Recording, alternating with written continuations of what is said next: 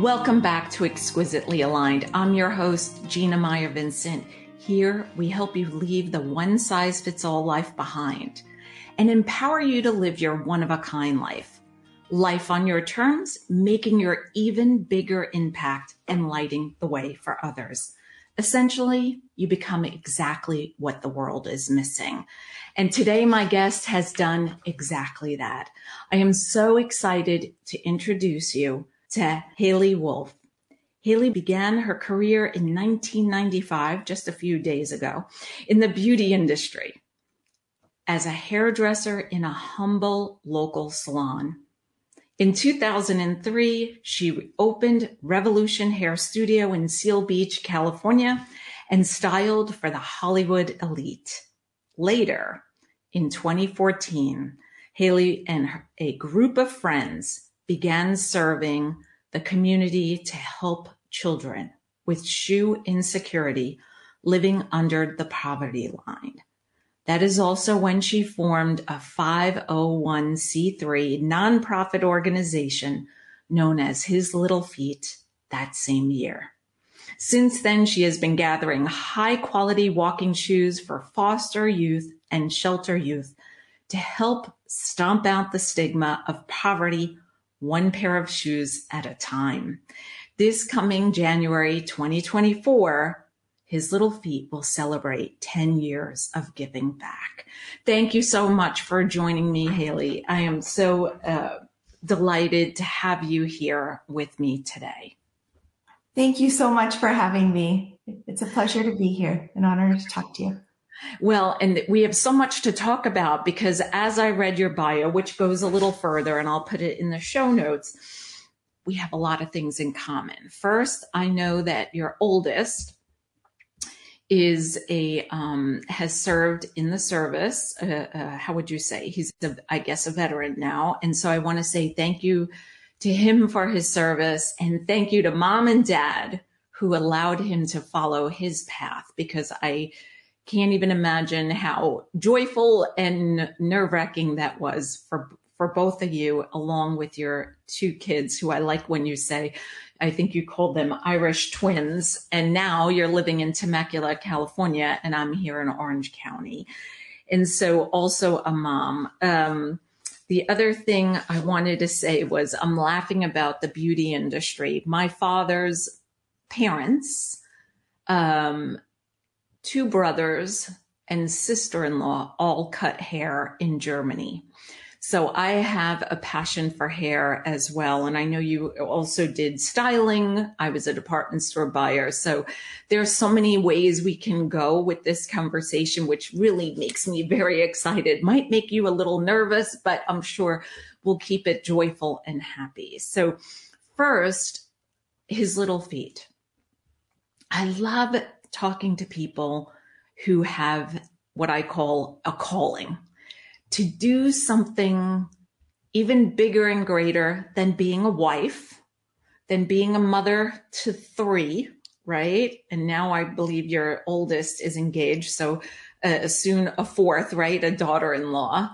And having a career, having a salon, having a successful business. And as if that's not enough, you had a calling. So can you start with telling us, what did that look and feel like, and how did it come about? And you can answer all three of those in whatever way, shape, and form works for you, because we're really excited to hear about that. Awesome.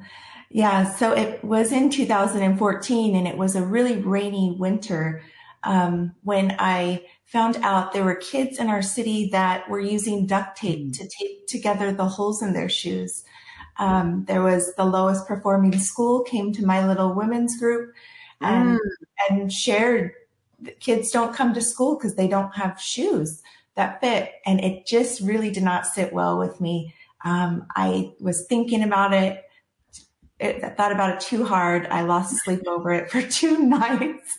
Well, it does, right? It makes you go, wait, what? Did I hear you correctly? They're not coming to school and duct tape? Like, right? People are listening in today probably thinking the same thing. But I'm going to stop you for another second because I've seen it.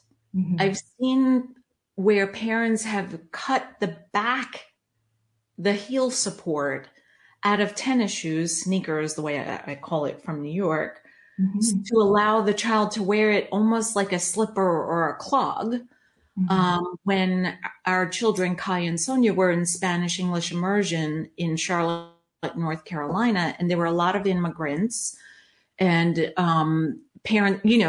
was a boy who I saw, and I know how quickly boys can grow, and it's hard to keep up with shoes like that. And it broke my heart. And like you, yes, we lose Yeah. sleep over that. Okay, go ahead. I get excited.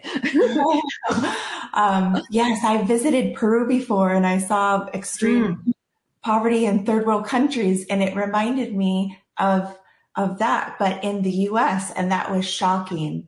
And that I knew was an issue. And the more I researched, um, childhood homelessness is a big deal in every major city. yeah, At any given night, one out of every 2,000 kids will experience homelessness for all kinds of reasons. And homelessness doesn't always look like older, drug addicted, correct. issues. A lot of times it's, parents falling upon hard times and losing jobs or, getting hurt medically and not being able to provide as well. And so when there's young children involved, a lot of time they just have to sleep in cars or bounce around motels and a shelter. And then hopefully the progress is the shelters, temporary shelters will help them get their basic necessities and begin to get back on their feet again, Hmm. with stable housing and things like that. So, yeah, poverty is an issue here in the US. 1 in 4 kids are in desperate need of shoes. And since we found an issue, we decided, my friends and I just organically decided to tackle the issue ourselves. We linked arms and said, okay, we're going to do this. And now we're becoming the new assistant league, for children for shoes. Hmm. Hmm. And so I know it sounds like it happened overnight and everything fell into place, right? But that's not always the case. So I want to know, were there moments of what did I sign myself up for? Yes. Were there moments where people were like cheering you on? Hey, I want to help you. And then were there moments where people looked at you and said, are you sure you can handle all this on top of everything else? Because as much as I like to believe that everyone is here to cheer you on because this is such a beautiful thing that you're doing. And not only beautiful, but heartwarming, necessary, changing lives, one pair of shoes at a time. And we'll talk about feet in a little bit because I'm fascinated with them and I'll tell you why in a little bit. But, you know, we when we have such a big calling like you, and I'm glad you found your friends to come right out and support you, sometimes it's not easy. So what did that look like and feel like for you at that time? Yes, I remember doing our first collection and 200 Mhm. pairs came in, which is my local gym that I attended, Yeah. and friends gathering 200 pairs in one spot in my house. And I thought, oh my God, this is a lot. And so my kids are like, what are you doing, Mom, with all these shoes?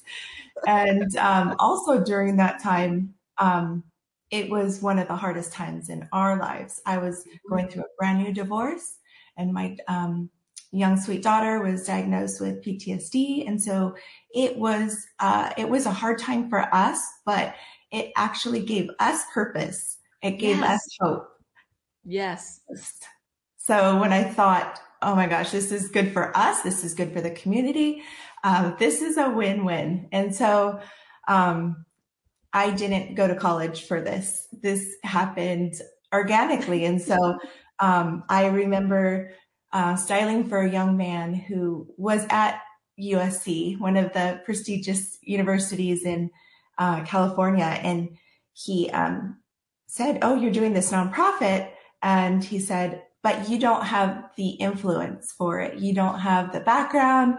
I'm not quite sure you have what it takes to make this succeed. And this was within, the first few months of starting.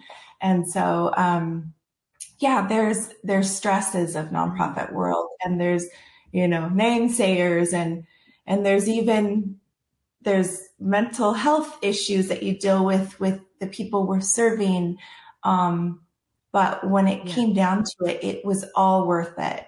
Um, all of that is just little things that we can get through, and things come along all the time like that. And yeah, we just continue pushing through and continue on and on. So I love that. Yeah. I mean, and that's the thing I like giving a voice to. Just like you said, those things happen, but being able to know they're small in such a big calling, they're only little pieces like of sand, right? And we can brush them off like we do when we go to the beach, one piece of sand, one grain of sand at a time. And it's hard. I think sometimes when you know what your gifts are, even though you don't have a college degree, you have a big heart.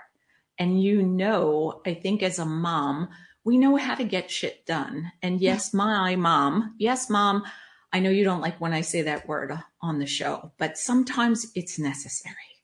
But mhm. we get things done and we know how to get them done quickly. And I think we are also great motivators. The way you were able to gather a circle of women, friends, to support and bring their gifts alongside, and to gather 200 pairs of shoes, which is just amazing with your first venture out there. So I'm glad you're able to brush off those grains of sand of the naysayers and move past, because you do have an amazing calling. So shoes, I laugh about shoes because I have many connections to shoes and feet that I don't think I shared with you. So I'll share them very quickly, and let's see if I could remember them in the right order. But as a little girl, I always liked fashion. The story goes that my mom would say at 3 years old, I fought her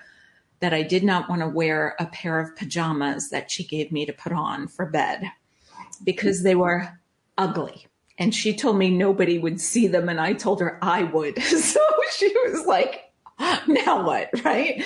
So I always like things that that I put on that made me feel good, that I felt pretty in. And they were very particular about the types of shoes we wore. My parents, they always wanted us to have shoes that fit properly with good support. And that is why when I met you and heard about your foundation, that I quickly fell in love with you, because it is so important. And my parents taught us from a young age. And let me tell you, they were like Buster Brown shoes. I don't know if you're old enough to know what those were. They were not attractive. Oh, And, goodness. but they were supportive. And, I may not have had the most fancy clothing, but I always had really good shoes and our feet were taken care of. So I'm glad that you're able to extend that out to children. Absolutely. Yeah, to children who are not necessarily your children, Mhm. right? Yes, we all have that mothering, nurturing, aspect about our hearts. And this is, and men have it too. And they Yes. really do. They're really good at, doing the behind the scenes stuff that needs to get done, raising the funds and being able to organize. And so, yeah, I feel like at back to school, when I go shopping for the kids' specific sizes, I mean, I buy 30 to 50 pairs at a time and walk out and they're like, who are those for? And how many kids do you have? And I'm like, well, we serve about, 15, 1600 kids per year. And Yeah. the shoes that we give, I just like your mom, I want them to be high quality, to because the feet hold us up for this journey that we live in. It's the one Exactly. thing, it's the most expensive item, and it gets Yes. all over the place. And to and from school, the shoes open up doors into Yes. sports and different activities that kids Yes. otherwise wouldn't be able to be a part of, which leads Hmm. to scholarships and all kinds of other opportunities. So sometimes when people say, "Oh, it's just shoes," but shoes No. are very, it's one of the overlooked needs, and not a lot of Mhm. people are serving with brand new shoes. And that's why we're proud to say we are one of the only in Southern California that specifically just work with shoes for Yeah. kids. And I think that, so that makes me think of a story. When I was young, I would say I was in elementary school. I was at the beach, Cedar Beach, which is all rocks, all rocks. My father told us it would be good for our feet to walk on hot rocks to get down to the shoreline, to go in the water to cool the feet off. He said it builds character. So I think it builds calluses. But anyway, this there Oh, was once a girl sitting on the jetty with her dad, and she was tossing these pebbles. They were like river rocks, nice and round, soft, rocks at the beach. She was tossing them with her feet because she was born with no arms. And, at first I never saw a girl without arms.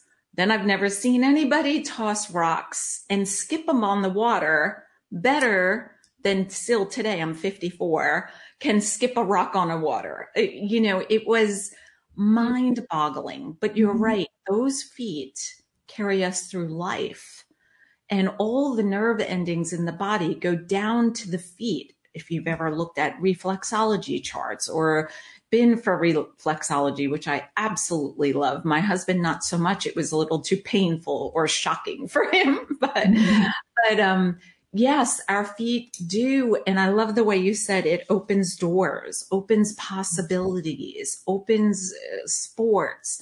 And, not that everybody has to play a professional sport, but just the ability to move around without Mhm. your shoes falling off, or move around without getting a piece of glass or a rusty nail in our feet, or move around freely, unlike the child I was telling you about earlier with the back cut out, where Mhm. it was clearly very difficult. He had to shuffle his feet to walk down the school hallway where I saw him, because if he picked up his foot properly, his foot would have come out of the shoe. So I love everything you've just said. The On other top thing, yeah, go ahead. Oh, and too, like with that story with him walking down the halls, like imagine that's just another reason kids could make fun of him. And so Absolutely. having peer-to-peer relationships, yeah, kids are brutal. They'll make fun of you for shoes, for anything that you can. And actually, shoes are the one thing that where you stand out, and it's kind of your personality, and it's the first sign of poverty or wealth too. Yes. People judge accordingly. And it really does help with confidence in peer-to-peer relationships, as well as safety, like you had just said, with, not getting your feet hurt, and if you wear shoes that are way too small, then Yeah. you have problems later on.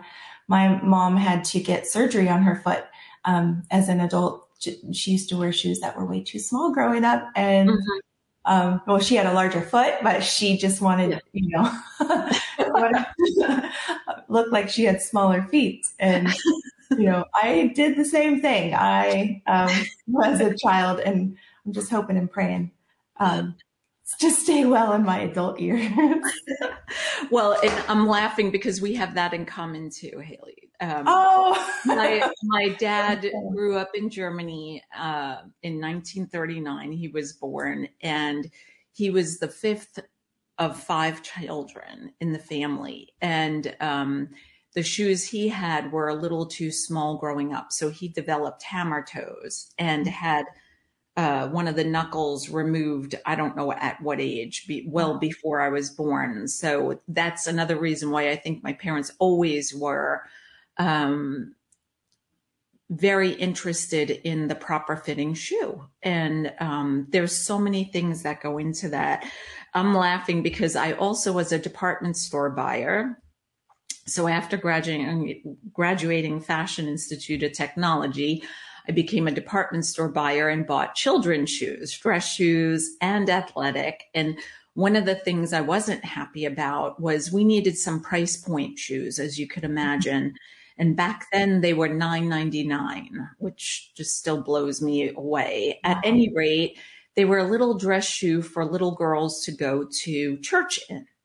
And when I took over the department, I understood why they were what they were.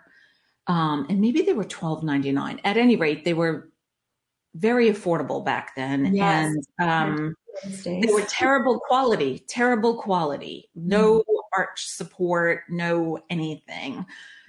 So I brought in another shoe, a different maker, a better quality sole. And of course I had to charge more because they cost more. So I had to mark them up accordingly. But I remember very much being like, this is not, and, the person who was over me was like, well, it sells really well. And it's like, well, sure it does, but what am I doing to little girls' feet? You know what I mean? And, there's a point at which, as a department store buyer, you kind of have to not only look at what's selling, but am I going against like my core beliefs and my desires for other children and their experience in life? What a gem. You did so many people well by getting quality shoes. Yeah. You have a beautiful heart for Well, kids. thank you. And that means a lot coming from you. So tell us a little bit about, how it has grown from starting at 200 pairs to, I think I wrote 15 to 1600. Did you say per year? Yes. We were just helping kids at one specific school the first year. And we saw the impact that it had at that school. The attendance went up. Some kids and teachers got together and started a running club before school where they would come and their parents would come out too. Everybody had shoes that they needed, and they started running, and the whole community started getting a little bit healthier. And the shoes were just the one thing that, the teachers and the parents started the club, but how cool is that it impacted the community in that way. And so that was exciting. And we saw the impact firsthand. And I'm like, oh my goodness, if every single school in this area would get shoes, imagine what it would do with the city. And so, so we were just in Long Beach for years and years and spread to Orange County and then now in Riverside County. So we serve the 3 different cities and basically, all from one idea of helping kids get shoes. We've reached over $1.5 million in resources that have come in and gone out through us. And over 22,000 kids have received brand new high quality shoes. And so Nike got involved. They found me at a shelter giving out shoes. And so they began to give us shoes as well. Bombas Socks Company. Yes. Everybody loves them. They have that awesome program where it's buy one, give one. And so Bombas supports 100% of our needs for socks. At last year alone, they gave us 10,000 pairs to distribute.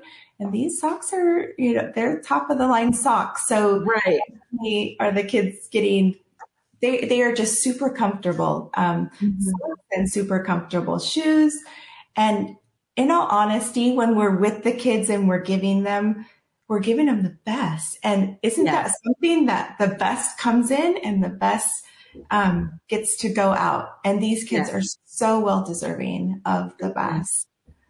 And it really, I think of like, I'm guessing we each have at one point bought a pair of shoes because they were gorgeous, or we were going to a wedding or whatever. And we thought, oh, I can suck it up for 4 hours, wearing these beautiful sandal shoes, whatever. But we all know what it feels like to have on something that doesn't fit right. Mhm. And it's distracting. And thinking about having to sit still in a classroom, which was hard for my daughter at a young age. She likes to move around. She'd be twirling and spinning the whole time and doing pirouettes through the classroom. Awesome. But shoes play such an important role in our lives. So I know that I'd like to also ask you, make sure I read this properly, that in 2019, you were awarded the title of Miss Long Beach. Well, wait, hold on. In 2019, you were awarded the title of Miss Long Beach 2020 and okay, so I have it wrong here. You're going to help me out. Oh, But yes. I know you received a crown. I believe you were able to hold the crown for 2 years. Can you tell us about what did you enter and how did it go? Because I think bringing recognition like that also helps when you are getting the word out, spreading the word about the work that you're doing. Absolutely. Well, leading up, I'm not a pageant girl, number one. My best friend is.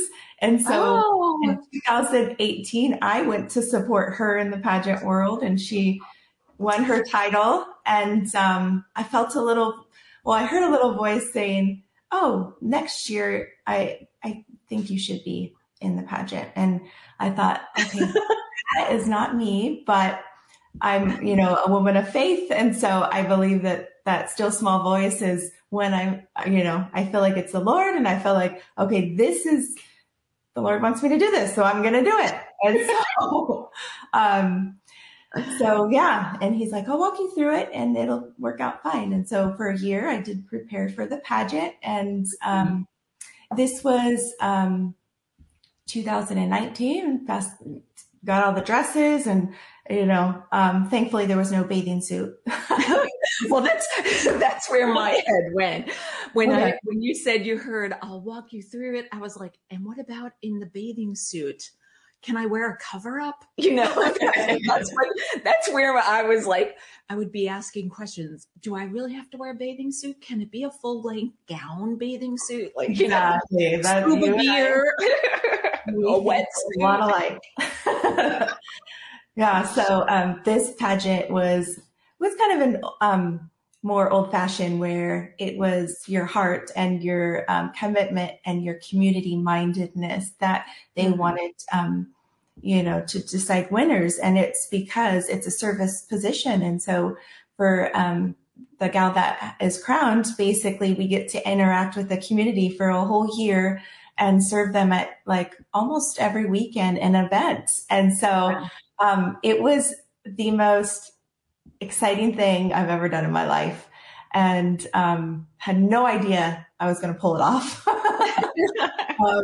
And so I was a very shy, quiet child. And then anytime there's a mic involved or a stage involved, I like head the other direction. And so I knew for the nonprofit that it is state recognized. And I thought, oh yeah, let's just try this, because I'll do anything. His little feet, I say, is like another baby. I have Yeah. 3 children, and then it's, my fourth child. So, I'll do anything for, his little feet, including, Mhm. getting up on stage and doing a pageant. So that was wonderful.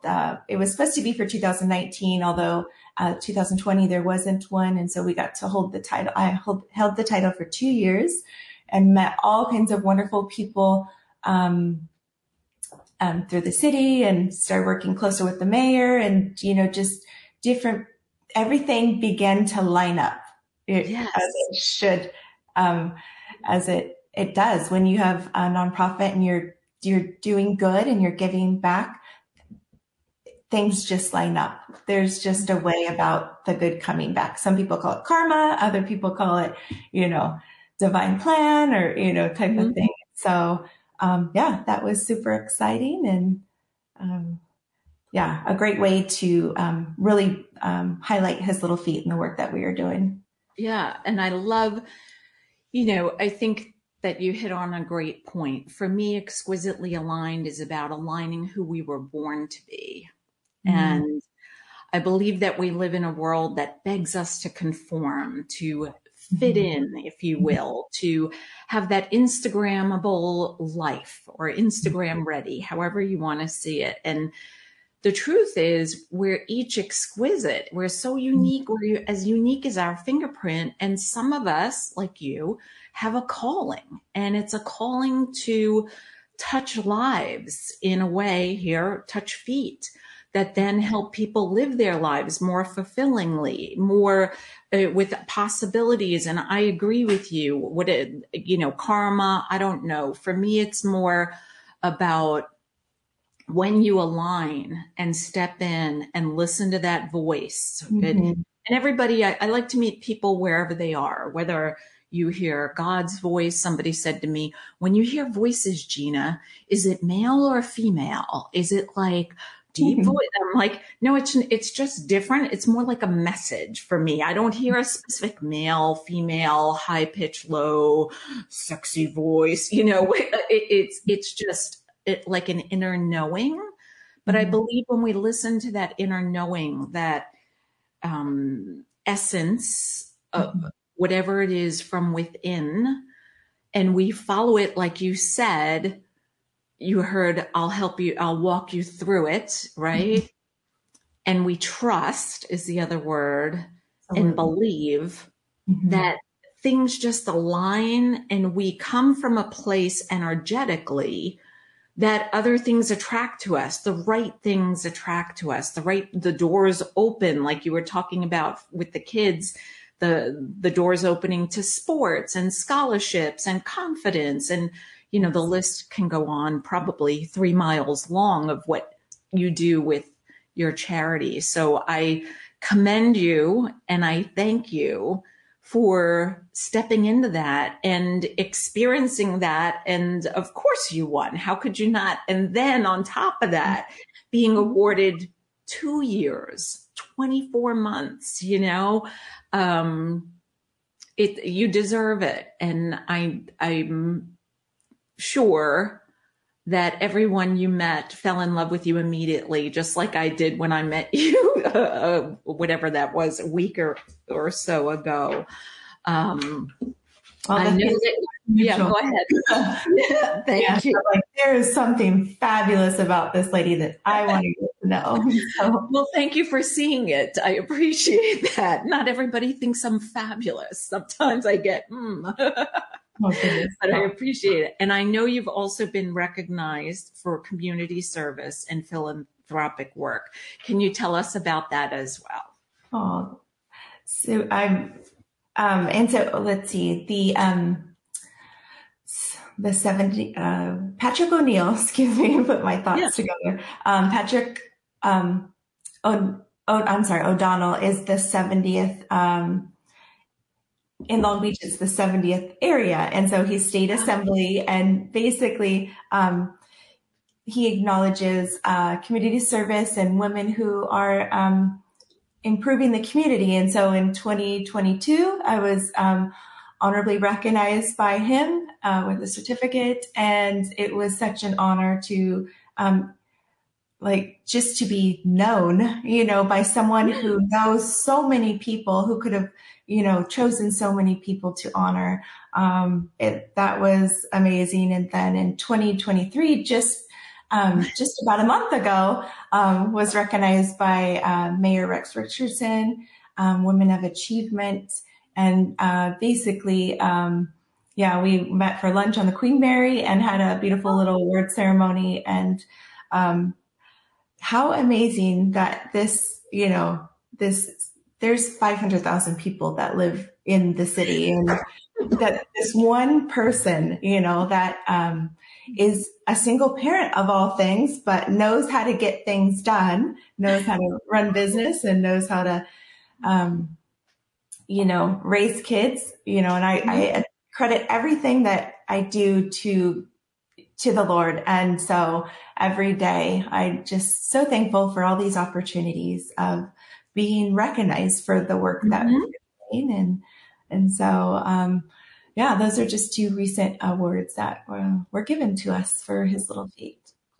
I love it. And, it's always nice to be recognized, even if you're not out there doing things as big as you are. But even if you're home with let's say a toddler, because that's not easy some days, or going to a job in the morning, or being in a marriage, or going through a divorce, right? It's always nice to be recognized. And I am so grateful and thankful you've been recognized in more than one way, shape, and form. And I know that's going to continue for you. Because like you said, when you align with the things that are right for you, it's amazing how everything else just beautifully unfolds. The right people, places, the right sponsors, and so forth. And I love that. So I'm just looking at my notes because I know there were quite a few things that I wanted to talk to you about. So one thing you had written in your bio that I didn't read to everyone is paddleboarding. That is something you and I share in common. And so I want you, if you can describe or tell us why you enjoy paddleboarding, and then I'll share with you why I do as well. Awesome. So I'm kind of new to the sport, maybe just 3 years in 2020 when everything was closed. I was living 6 miles from, the Long Beach, Naples area, which is one of the best places to paddleboard in Southern California. So basically, I would go out every morning on the water, and it's a 3-mile loop. So it took about an hour to get around the island.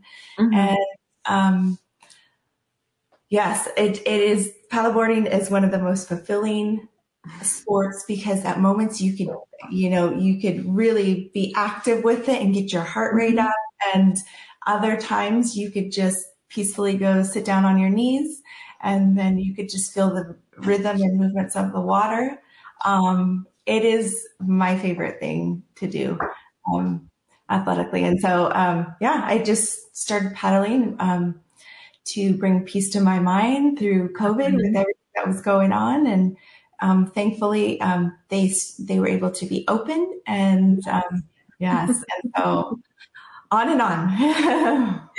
Yeah, I share the sentiment. For me, I always feel I grew up water skiing. My dad is a water person, just like myself. And we had a boat. I learned how to water ski as an early teen, loved every minute of it, got married, had our own boat. And then later in life, I took Mark, when Mark was ill with kidney and liver failure. He had gotten a transportable dialysis machine, which meant we could leave the house for the first time in months. So I said, let's just go to Charleston. And we did, with this beautiful big dialysis machine and dialysate and 2 kids. It was crazy, but we did. And we went to the beach, and I was in my glory at the beach. And all of a sudden these things started coming in, and I was like, what is that?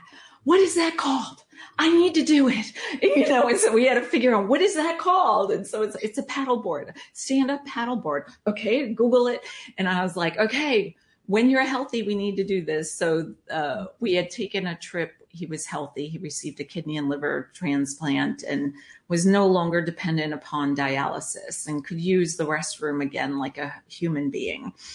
And we went to Hawaii, and he surprised me with a paddleboard lesson. And the instructor and I went out, and his wife took my husband, and I thought they were right behind us. So we're talking and paddling, and then he turned around to look, And I was like, why isn't my husband chiming in on the conversation? And they were like miles behind us. I'm teasing. It wasn't miles. I could see him.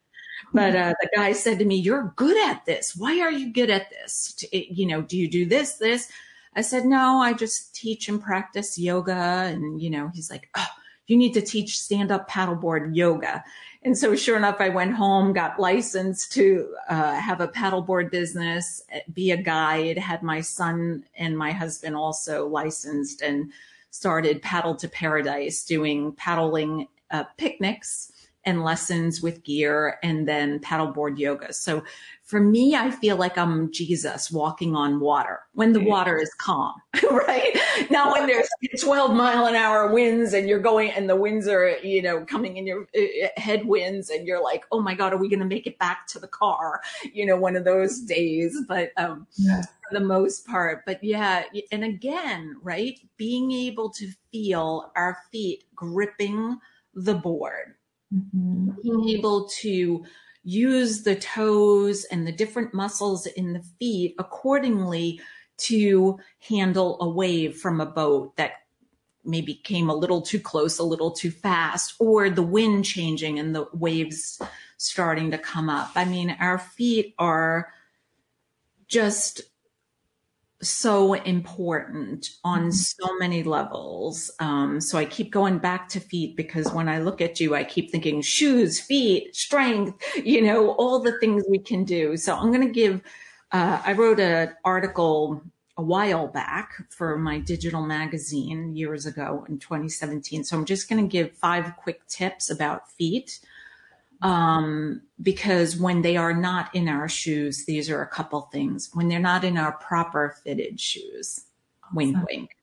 Yes. These are a few things we can do. So ditching your shoes and going barefoot, especially in your house, is super healthy. It's almost like,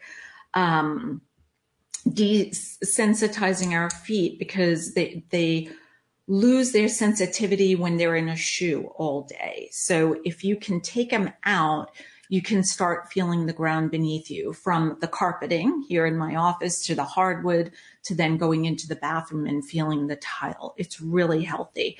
And work your feet. I used to give students the chore when I was teaching yoga to pick up laundry with their feet. If you drop your pen, pick up your pen with your feet. Of course, this is barefoot again.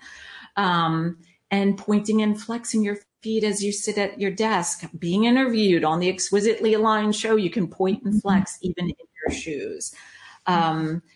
Acupressure points. I love taking river rocks, kind of like the ones I was talking about at Cedar Beach, and putting them on your yoga mat or on your floor and just rolling your feet over them barefoot, and allowing them to hit the different trigger points that lie on the feet. You could always look on reflexology as well. And then, of course, pampering your feet with a massage, or get someone else to do it, right? But let's go back and tell us a little bit about how we can support you, or anything that is on your wish list or things that are coming up, whatever you'd like to share. Yeah, thank you for that. The number one thing I'm looking for is shoes. So if anybody has any connections within the shoe industry with, say, Adidas or Under Armour or Skechers, Vans, any of the shoe companies, I would love an introduction. You're welcome to reach out, through any of my social media channels, or yes, anybody that who is in the buying field too, for department stores or anything like that. A lot of times, with Nike, when they have display shoes or they have a pair that's been returned that is brand new, those are the type of shoes that they send in big boxes to us to give out. And so any buyers or anybody in the shoe industry would be awesome. Also, we operate with grants. And so anybody that has a private foundation that offers grants to anything that's children related or women ran, basically our whole board is female, and myself as well. Everyone's welcome to join our board, but yeah, anything that women led, there's lots of grants available. And so if anyone has leads on those, that would be great too. But also Mhm. just any individual that does not have a charity that they're supporting. If this rings a bell with your heart, if we are just, we have a soul club that's a monthly club. And so basically for $45 a month, a child's able to receive a new pair of shoes and socks. And that ensures that we stay active and open. And so anybody that just wants to, do a little good, they're welcome Mm. to visit us and get involved. I love it. And how do you balance and take care of yourself, right? So how do you pamper yourself or give yourself quiet time or time to refresh, replenish? Because being out there doing the work that you're doing, like I'm picturing 200 pairs of shoes. I was not only a shoe buyer, but I was a shoe rep for 9 states. And I had samples that had a hole in the bottom so they couldn't be worn, all in a size 6, which I don't wear.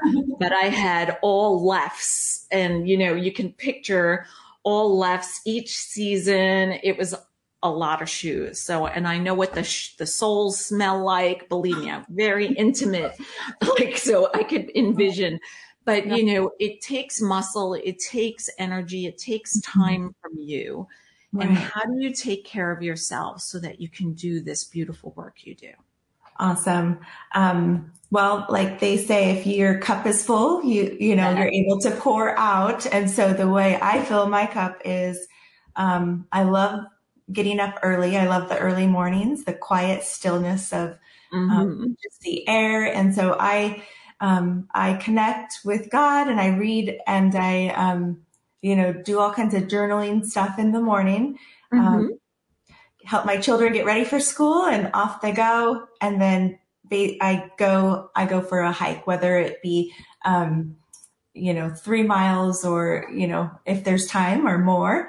I also hike with girlfriends on the weekends. And so I love, being in nature is my number one Mm. thing. And so there's lots of nature where I live.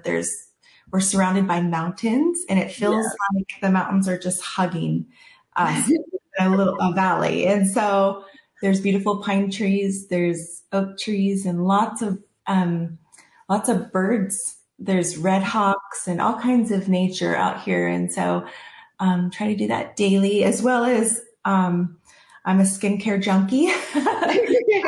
Love, the whole beauty industry and stuff like that. Yeah.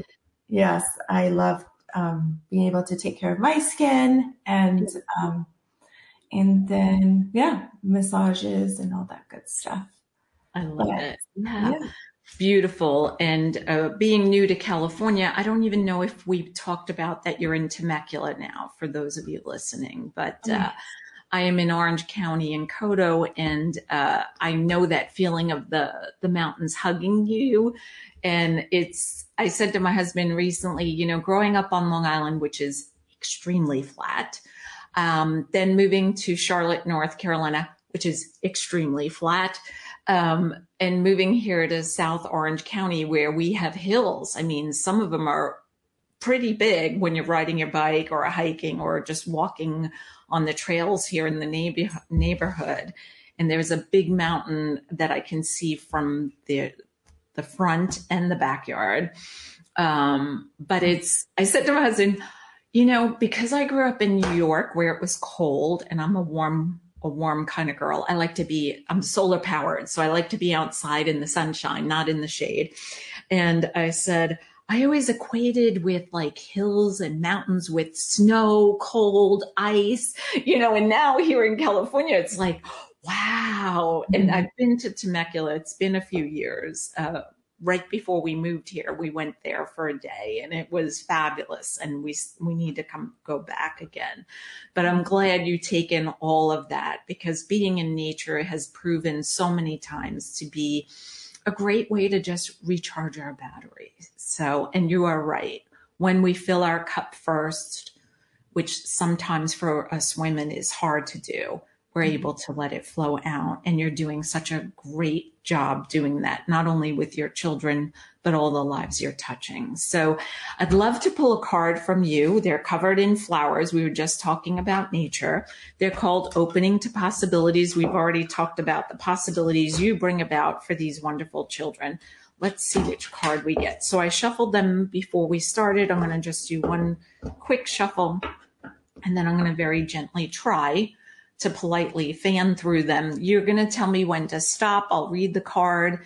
There's a statement and then 3 questions, and you can answer 1, 2, or all 3. So when you're ready, I'm going to go.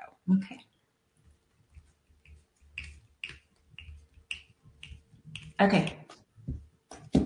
Oh, love. Of course you've gotten love. Love is a dynamic essence.